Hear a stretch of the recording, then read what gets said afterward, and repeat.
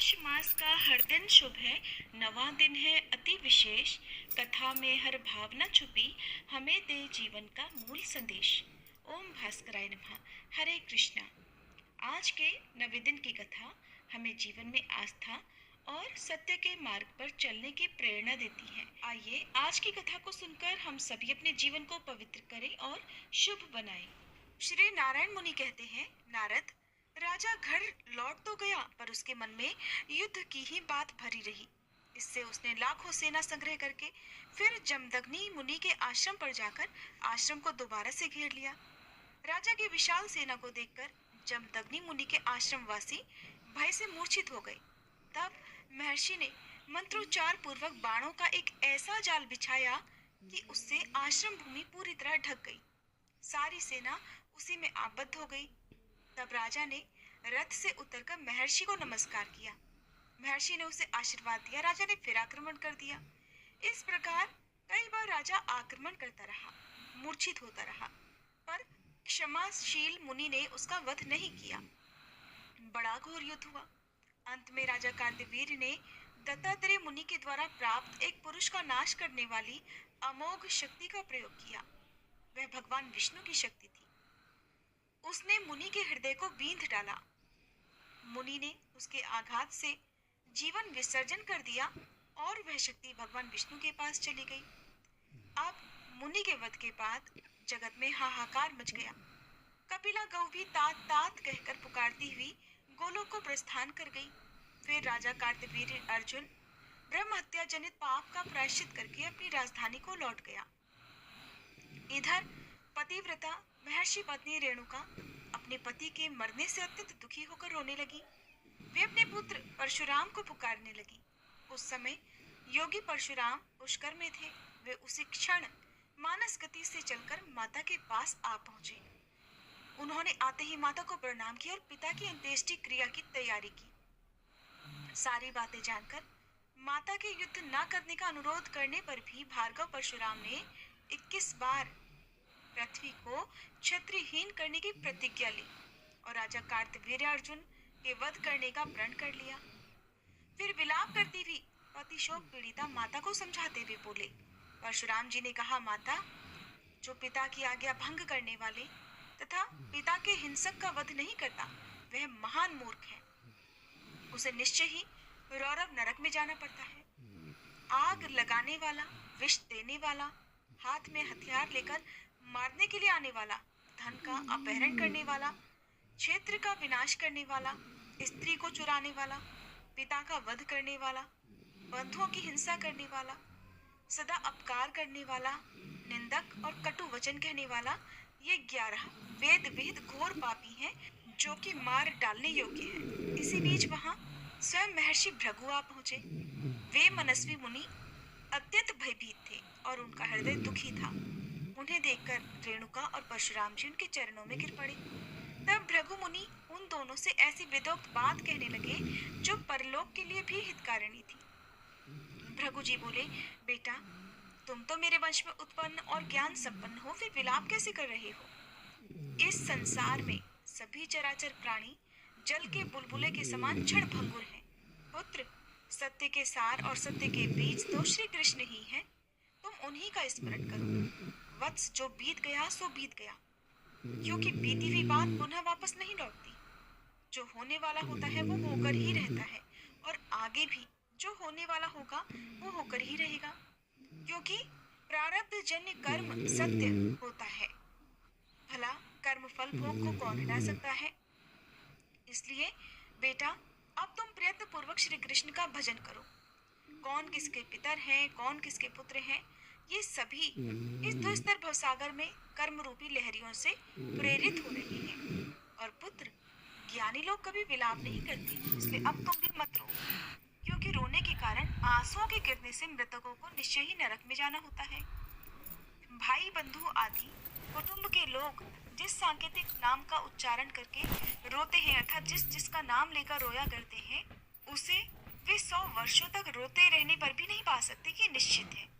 क्योंकि त्वचा आदि पृथ्वी के अंश को पृथ्वी, जलांश को जल, शून्यांश को आकाश, वायु के अंश को वायु और तेजांश को तेज ग्रहण कर लेता है। इस प्रकार शरीर के सभी अंश अपने अपने अंशों में विलीन हो जाते हैं। फिर भला रोने से कौन वापस आ सकता है? मरने के बाद तो नाम, शास्त्र, ज्ञान, यश और कर्म की कथा मात्र ही रह जाती है। इसलिए जो वेद विहित पारलौकिक कर्म है तुम इस समय वही करो।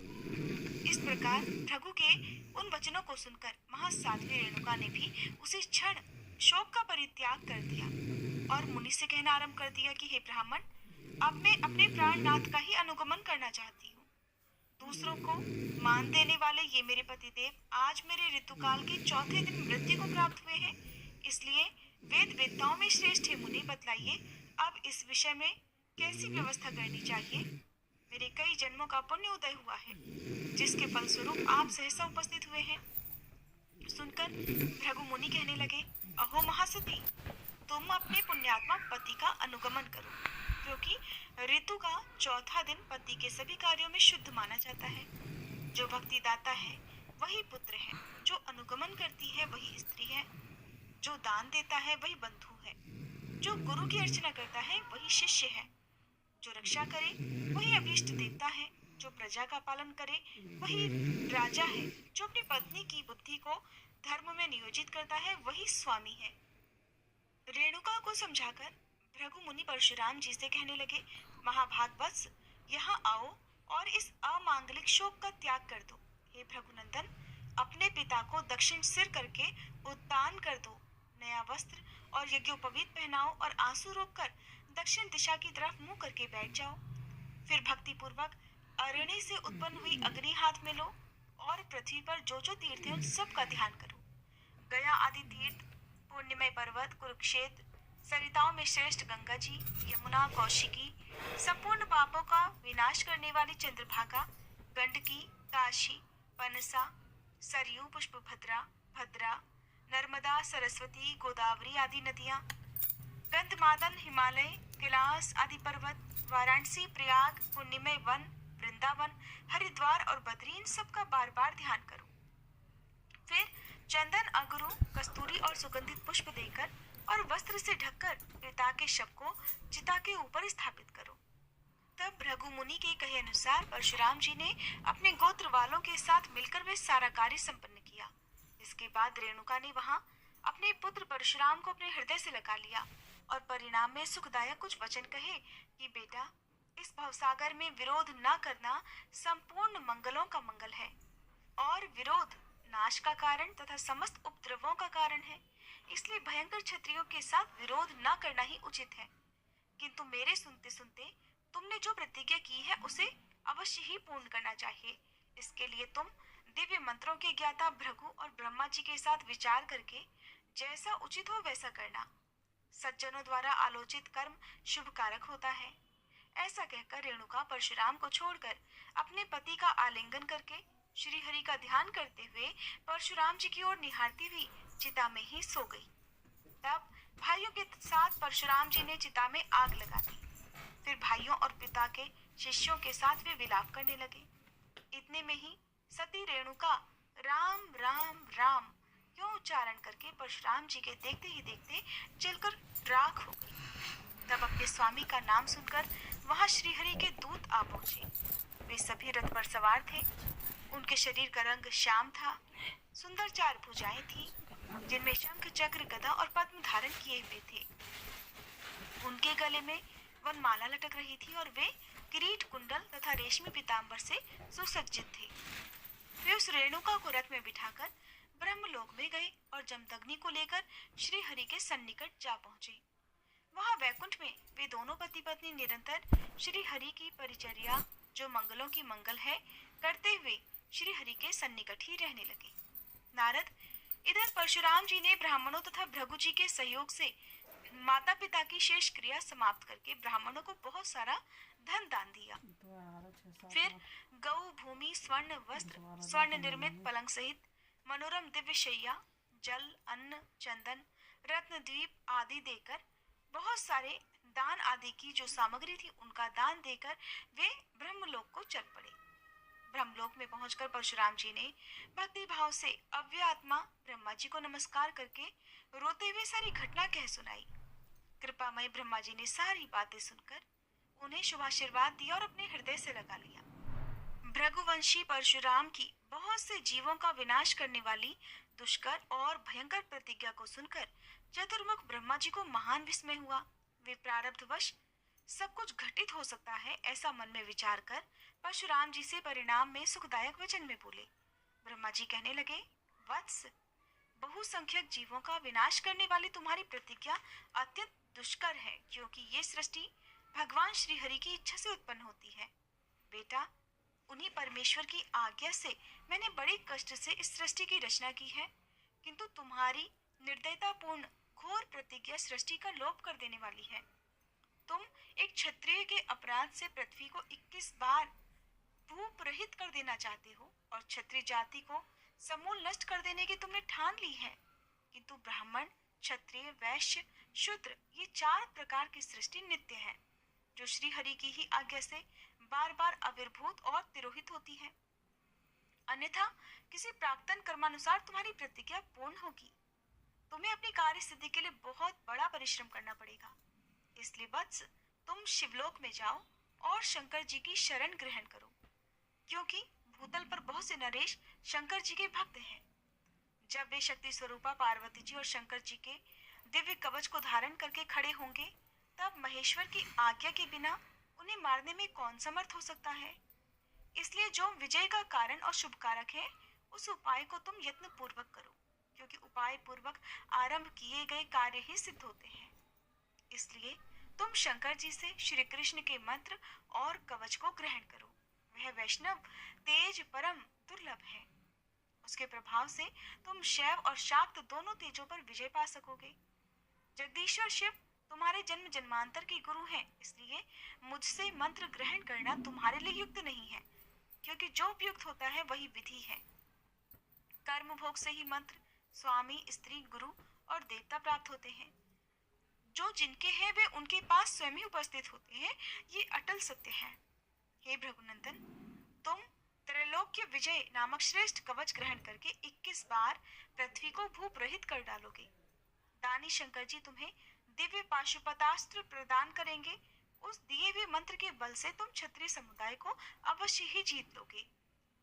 इसके बाद परशुराम जी किस प्रकार कैलाश पर्वत पर भगवान शंकर की शरण में पहुंचे और वहां पर जाकर क्या हुआ इसका वृतांत जानने के लिए उम्मीद है आप अगली वीडियो का इंतजार जरूर करेंगे। अब सुनिए श्री सूर्य चालीसा पाठ और भगवान सूर्य की आरती। श्री रवि हरत हो घोरतम, अगणित किरण पसारी, वंदन करूं तब चरणन में, अर्घ देऊं जलधारी। सकल सृष्टि के स्वामी हो, सचराचर के नाथ, निस दिन होत तुमसे ही, होवत संध्या प्रभात। जय भगवान सूर्य तमहारी, जय खगेश दिन कर शुभकारी।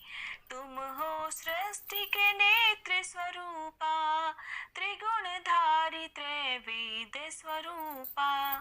तुम ही करता पालक संहारक, भुवन चतुर्दश के संचालक।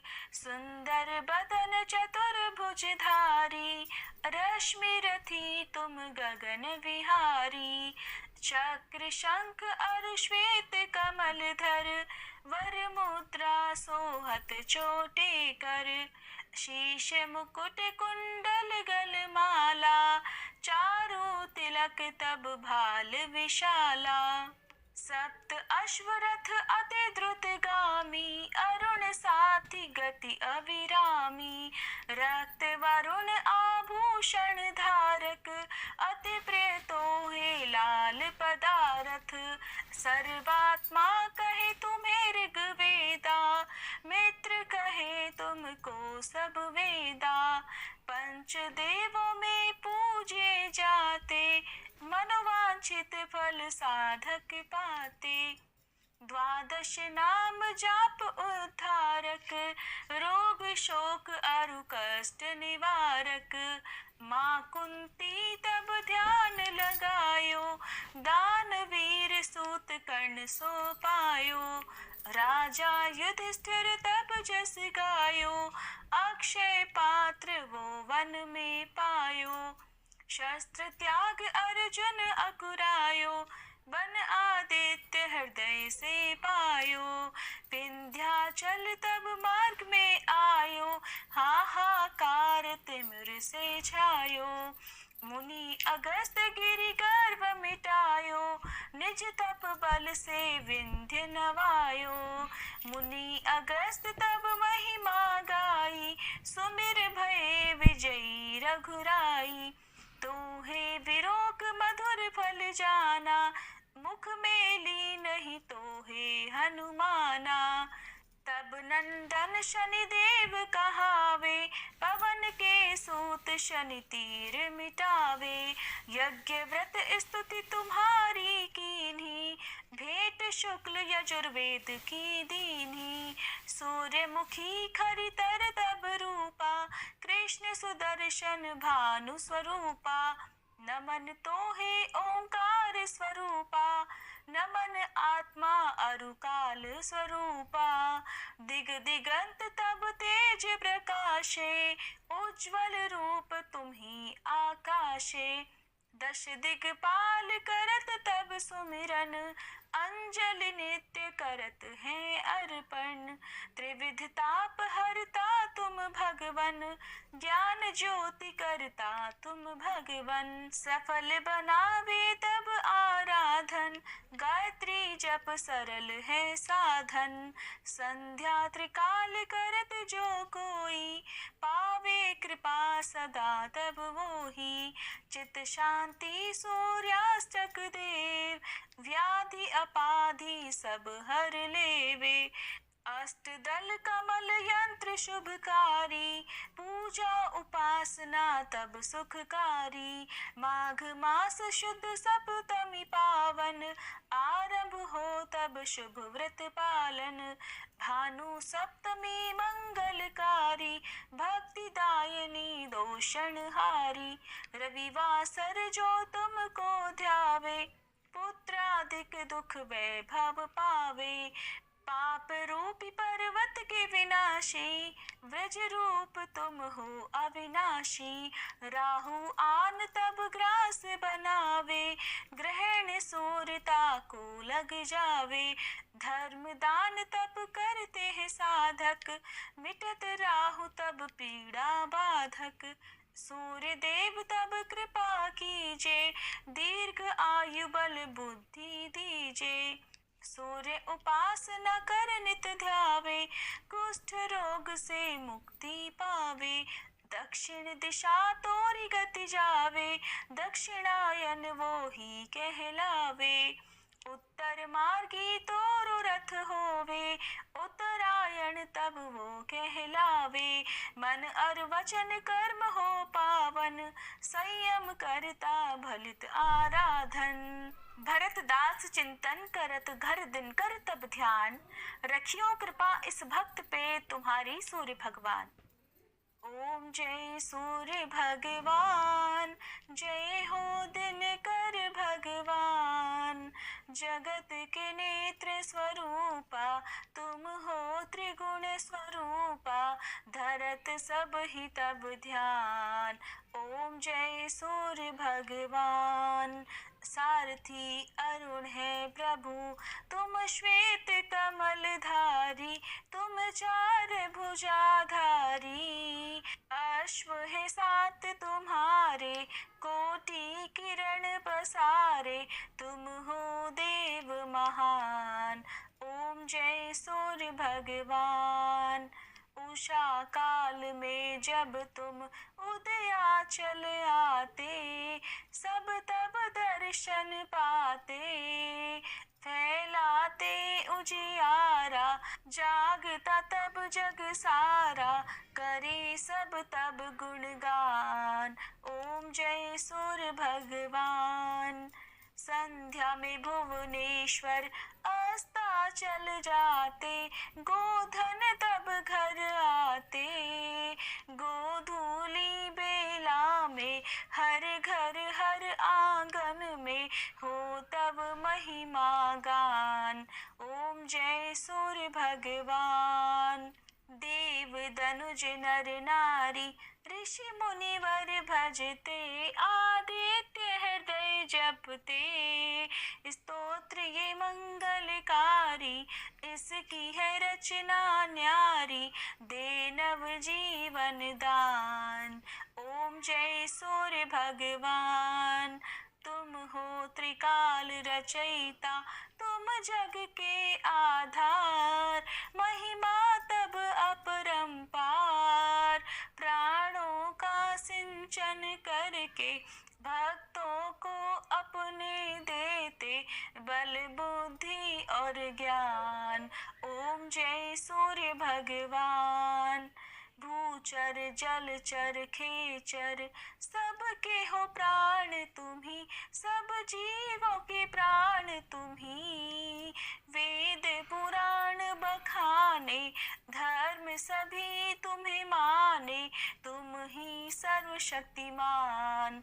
ओम जय सूर्य भगवान, पूजन करती दिशाएं, पूजे दश दिक्पाल, तुम भुवनों के प्रतिपाल। ऋतुएं तुम्हारी दासी, तुम शाश्वत अविनाशी, शुभकारी अंशुमान। ओम जय सूर्य भगवान, ओम जय सूर्य भगवान, जय हो दिनकर भगवान।